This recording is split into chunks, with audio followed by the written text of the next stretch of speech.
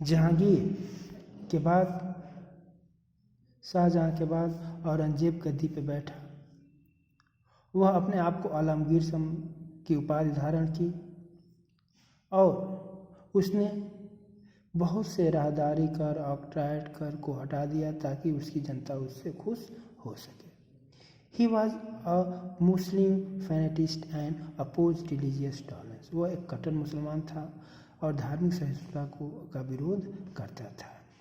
He discontinued the practice of inscribing the kalima on the coins and abolished the celebration of a new year. और उसने कालमा पे सिक्कों पे कालमा का अंकित कराना बंद करा दिया। दरबार में नवरोज त्योहार मनाना बंद कर दिया। उसके पीरियड में बहुत से रिवोल्ट हुए और सारे रिवोल्टों को दबाते, जिसमें से मुख्य रिवोल्ट राजपूतों ने किया, शिवाजी ने किया और बुंदेलों ने किया। इन विद्रोहों को वह दबाता रहा। The Maratha, the Jat and the Sikh सब चारों तरफ विद्रोह कर रहे थे क्योंकि उसकी धार्मिक नीति के कारण। लेकिन उसका कहना था कि मैं राज्य को छोड़ सकता हूँ लेकिन अपने धर्म को नहीं छोड़ सकता है।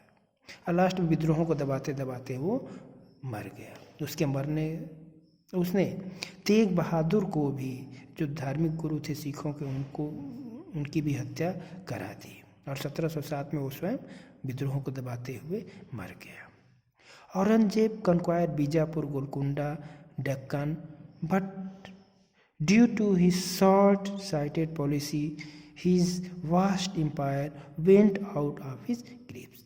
लेकिन उसकी दूरदर्शिता पूर्ण नीति के कारण उसका पूरा साम्राज्य उसके हाथ से निकलता गया और जो मुगल साम्राज्य 200 सालों से मजबूती से शासन कर रहा था, अब वो खोखला हो गया, कमज़ोर हो गया।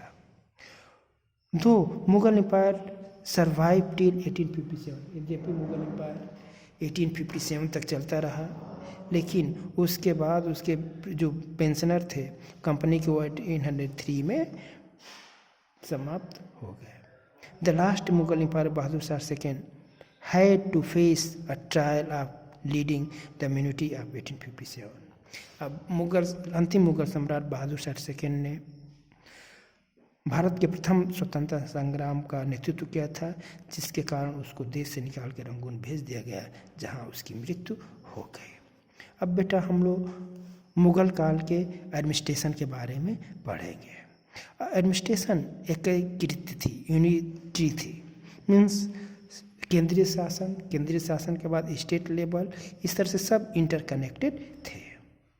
इसमें अकबर ने मनसबदारी सिस्टम को लागू किया था और हर ऑफिशियल को कुछ लैंड दिया जाता था। मनसबदार जो है वह बोथ सिविल और मिलिट्री एडमिनिस्ट्रेशन को देखता था। समाज, उस समय का समाज 2 लेवल में बटा हुआ था। Hindu, the nobility and the high official form the upper class, they lived a luxury life. जो फर्स्ट क्लास था नोबिलिटी और हाई ऑफिशियल का, वे अपर उच्च जाति के, मतलब बहुत ही अपना आराम का जीवन बिताते थे, और लोअर कास्ट के लोग जो किसान थे, मजदूर थे, उनका जीवन दयनीय था। वे बहुत मुश्किल से अपना जीवन यापन करते थे। The main source of state income was from the land revenue, which was fixed at 1/3 of the product, जो 1/3 प्रोडक्ट का होता था। The state land was known as Khalsa, और जो स्टेट लैंड होता था उसका खालसा कहा जाता था। इस भूमि से जो भी पैदा उत्पन्न होता था वो पूरा सुल्तान के खजाने में जाता था। इस समय अकबर जहांगीर और शाहजहां तक अकबर के द्वारा जो धार्मिक असहिष्णुता की पॉलिसी लागू की गई थी वही चलती रही सुहेग कुल की। लेकिन जैसे ही औरंगजेब शासक बना, उन्होंने अकबर की पॉलिसी को त्याग दिया और हिंदू धर्म का अपोज करने लगा और मुस्लिम धर्म का कट्टर समर्थक बन गया। उसने दोबारा हिंदुओं पर जजिया कर लगाया, जिससे कि मुगलों का जो साथ देने वाले राजपूत वर्ग, हिंदू जाट वर्ग, हिंदू थे, सिख थे, अब उससे नाराज हो गए और धीरे धीरे उसका साथ छोड़ के जाने लगे। आर्ट एंड आर्किटेक्चर के क्षेत्र में बहुत ज़्यादा विकास हुआ।